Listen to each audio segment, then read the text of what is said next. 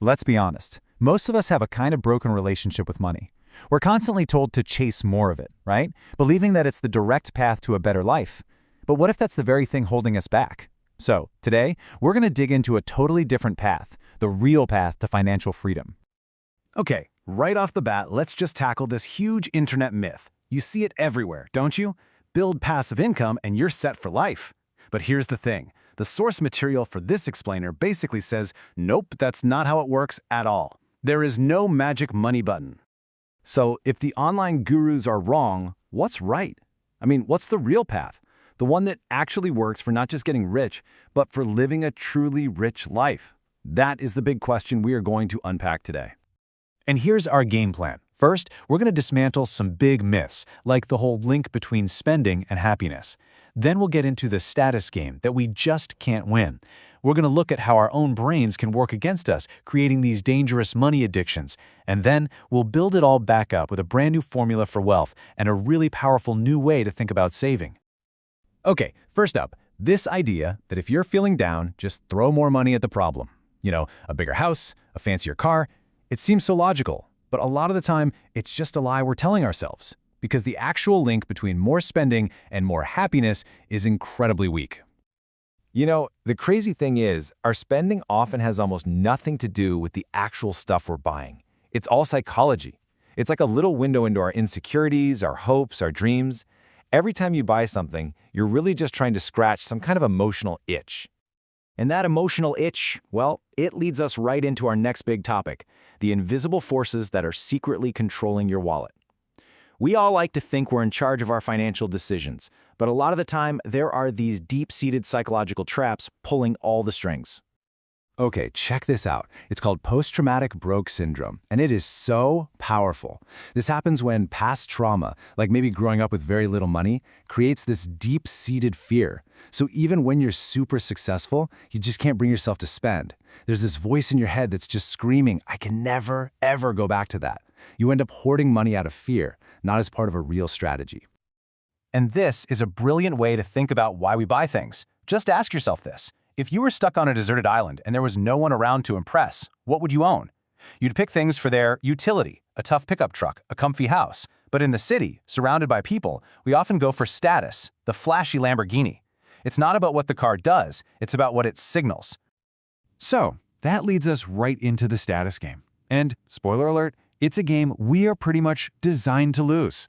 We buy all this stuff to send a signal to other people, but is anyone actually paying attention? Get ready for this, because this statistic is absolutely wild. Research actually shows that when someone wins the lottery, their neighbors become more likely to go bankrupt. Isn't that crazy? Why? Because we're always looking over the fence, right? Our neighbor gets a new car, and suddenly ours feels old and dingy. It's this never-ending financial arms race, and it's a race to the bottom. So who are we even trying to impress with all this stuff? The comedian Jimmy Carr just nails this.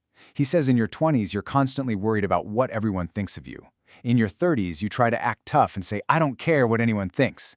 And then you hit your 40s and have this huge aha moment. Nobody was ever thinking about you in the first place. They were too busy worrying about what you thought of them. Now, all these psychological traps can push us into one of two corners. And you might think they're complete opposites, but the compulsive spender and the compulsive hoarder, they're actually dealing with the exact same problem at their core.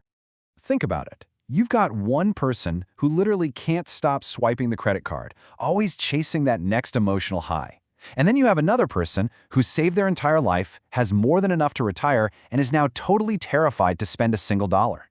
They seem like polar opposites, but the problem is identical. Money is the master. In both cases, money is the one pulling the strings. You're not using it as a tool, it's using you. Okay, so that's a lot of the bad news, right? We've talked about the problems. So what's the fix? Well, it's not some complicated spreadsheet or the next hot crypto. It's actually a super simple, really elegant formula for what a good life really looks like. And here it is. This is the whole thing right here. True wealth. It isn't about the number in your bank account. It's about this. Independence plus purpose. That's the formula. So let's break that down. First up, independence. And this is the ultimate luxury that money can actually buy. It's not about sipping margaritas on a beach forever, unless that's what you want. It's about owning your own time. It's the freedom to wake up and say, what do I want to do today? But here's the catch. Independence without purpose? That's just, well, it's empty. It's boring.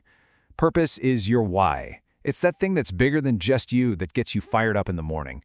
It could be your family, your community, a creative project, whatever it is, you need it. Okay, so if we keep that formula in mind, independence plus purpose, we can totally change how we think about saving. Seriously, it stops being about what you're giving up and starts being about what you're gaining. It's about actively buying the most valuable asset in the world. And I absolutely love this quote. You have to stop thinking of saving as just stashing money away for some far-off rainy day. Instead, think of it like this. You are literally buying your own independence. Every single dollar you save is you buying a tiny piece of your own future, a future that you own and control. And look, this isn't some switch you just flip one day. Independence isn't all or nothing. Think of it like a ladder. Every single dollar you save helps you climb one rung higher. You go from being totally trapped in a job you hate to having a little breathing room to maybe having enough to quit and find a better job. Every step up gives you more control. All right, we're almost there. But there's one last, absolutely crucial piece to this whole puzzle.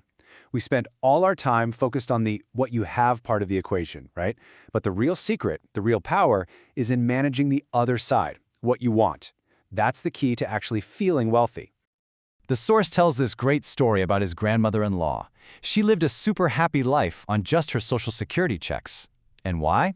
Because she didn't want more. She found all the joy she needed in her garden, her family, and watching the sunset. As she'd say, do you really think having more money makes the sunset more beautiful? True happiness comes from loving what you already have. So that's what I want to leave you with. This one simple question. If you took away all the pressure, all the ads, all the social media, if literally nobody was watching, what would you do? How would you spend your time and your money? The answer to that, well, that's the real path to a rich life.